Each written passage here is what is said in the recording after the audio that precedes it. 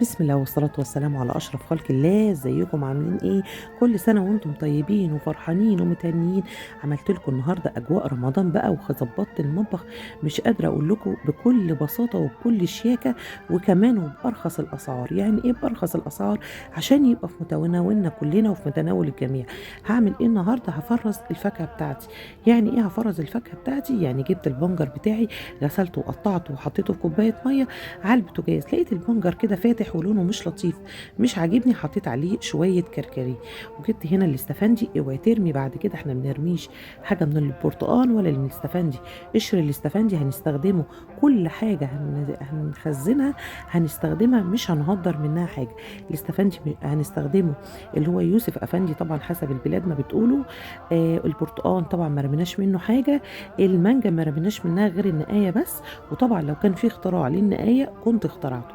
هتقطعي الاستفندي كده وتشيليه وتجففيه، هيقعد ما عندك طول السنه ما فيهوش اي حاجه، لا عصير رمضان لا ايامك العاديه. يطب عليكي ضيف، ولادك زهقانين وحرانين بقى، داخل علينا الصيف، كل سنه وانتم طيبين يا رب. فطبعا كل الحاجات دي هتنفعك كويس جدا على فطار رمضان. تطلعي العصير بتاعك، تحطيه في شفشق الخلاط على كوبايه ميه او على كوبايه حليب، ايا كان نوع ايه هو العصير اللي هتستخدميه، ان كان بميه ولا ان كان بحليب، هيبقى سهل وبسيط وحلو جدا. طبعا كل الحلقات دي يا جماعه ما تستهونوش بيها، بتخفف كتير وبتريحنا كتير. بتعمد اجيب لك اقل الوصفات واسهل الوصفات علشان ما تأزميش على نفسك اي حاجه وتقولي يا رشا الوصفه دي كتيره او الوصفه دي غاليه. عاملين مع بعض سلسله حلقات حلوه جدا جدا، وفي نفس الوقت بسيطه جدا ومش مكلفه نهائي. معايا استفندي في متناول الجميع.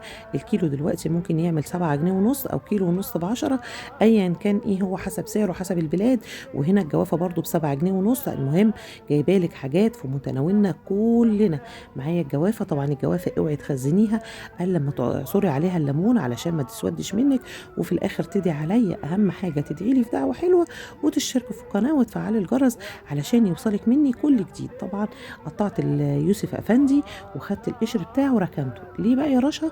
علشان هقول لكم دلوقتي هعمل بيه. خدنا قلب البرتقانيه وقشر البرتقانيه، جففناه وشلناه هننضف بيه الطيور بتاعتنا او السمك. وقشر الاستفندي كمان هنعمل بيه ايه؟ ناخد منه شويه بعد ما نطحنه في الكبه بتاعتنا. طبعا قطعت الجوافه وعبيتها وعصرت عليها ليمون. نرجع تاني لقشر الاستفندي، هتعملي بيه ايه؟ هستخدمه انا وانتي في ايه؟ هنحط منه شويه في كسرونه مثلا على البوتاجاز فيها ميه بتغلي. يا سلام على الجمال والحلاوه بقى، هتشمي ريحه حاجات في شقتك حلوه جدا، هتشمي روايح جميله جدا. هستخدمه ايه تاني؟ هغسل منه سمك، هغسل منه طيور. بعد ما اخلص مطبخي وخلصت كل حاجه، اجيب شويه في قلب الحوض بتاعي وافتح عليهم شويه ميه دافيين واغسل بيهم الحوض. هتشمي روايح في الحوض بتاعك ومطبخك حلوه جدا جدا وفي منتهى الرقه والبساطه، ولا كلفنا نفسنا ولا عملنا حاجه. طبعا في جوافه بالبذر بتاعها دي خليتها زي ما هي، وفي جوافه تانية نضفتها. طب ايه الفرق بينهم؟ الفرق بينهم ان دي لوحدها هعصرها لوحدها واصفيها في المصفى.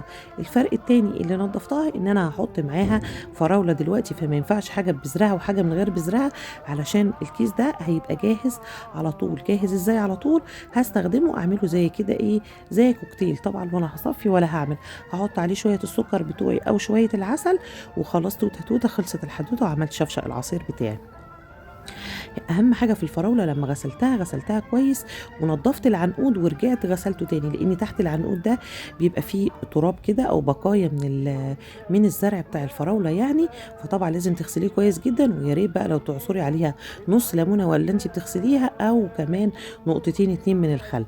طبعا جبت الهاند بلندر بتاعي وجهزت بقى حاجتي.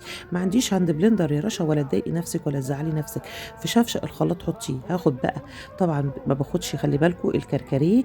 الكركديه هستخدمه في حاجه تانية دلوقتي. باخد البنجريه بس، بصوا لونها الكركديه عمل فيه ايه، خلاها حلو جدا جدا. واشربي الفراوله، عصير الفراوله بالبنجر، وكمان ادعي لي دعوه حلوه من قلبك. اوعي تنسيلي بالدعاء. هتاخدي حاجه فيتامينات، اي نعم طعمها متغير شويه بس حلو جدا. طبعا البنجر عملنا منه العصائر، وكمان سبكنا منه الطماطم وعملنا منه المحشي. طبعا فاطمه ربنا يبارك في عمرها يا رب ويديها الصحه، عماله تسحب تسحب مني الاكياس. اهم حاجه تخرجي منها الهواء. ما عندكيش الاكياس دي، حطي في الاكياس بتاعتنا اللي هي اكياس التلاجة العاديه خالص وحطي فيها. ما عندكيش اكياس، حطي في علب التلاجة وحطيها في الفريزر بتاعك، هتقعد عندك طول السنه. طبعا موسم الفراوله اليومين دول والجوافه والفاكهه الكتيره من اليومين دول في السوق، واسعارها في متناول الجميع حلوه جدا. هنا طبعا حطيت البنجر على الفراوله على شويه السكر. طبعا انا مكتره سكر شويه لان طبعا دي حاجات مركزه هنزودها. بصوا هجيب بقى ميه الكركديه بالبنجر، ما شاء الله لا قوه الا بالله، حلوه جدا. وهتشوفي دلوقتي الفراوله بتاعتك فيها فيتامينات حديد وحلوه قوي، وكمان طعمها في منتهى الجمال والشياكه. بصوا الفراوله عامله ازاي، حلوه جدا جدا جدا ومفيده وفي منتهى الجمال والشياكه. يبقى عملنا الفراوله مع الجوافه، وعملنا الجوافه لوحدها، وعملنا يوسف افندي، وعملنا عصير فراوله. هنعبي بقى الاكياس بتاعتنا بتاعت الفراوله وهنشيلها في الفريزر بتاعتنا. قلنا ما فيش اكياس دي، هاتي اكياس عاديه، هاتي علب تلاجة. المهم في اي حاجه ما توقفيش نفسك على على اي حاجه وتعطلي نفسك. بقيه الفراوله حطيت عليها بنجر، ومش هعملها عصير، هشيلها اطلعها اعملها تبقى تبقى فريش بامر الله على الفطار بتاعي.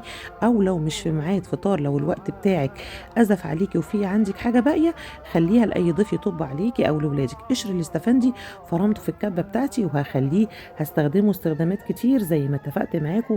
ما تهدريش اي حاجه وما تضيعيش اي حاجه، واستغلي كل وقت في حياتك وما تضيعيش يومك ووقتك كله طول اليوم. اتعبي يوم وارتاحي، يومين ثلاثه قباله، اتعبي اسبوع وهترتاحي بقيه الشهر زي ما بنعمل، يعني يوم مجهود وبعد كده هترتاحي وتدعي لي.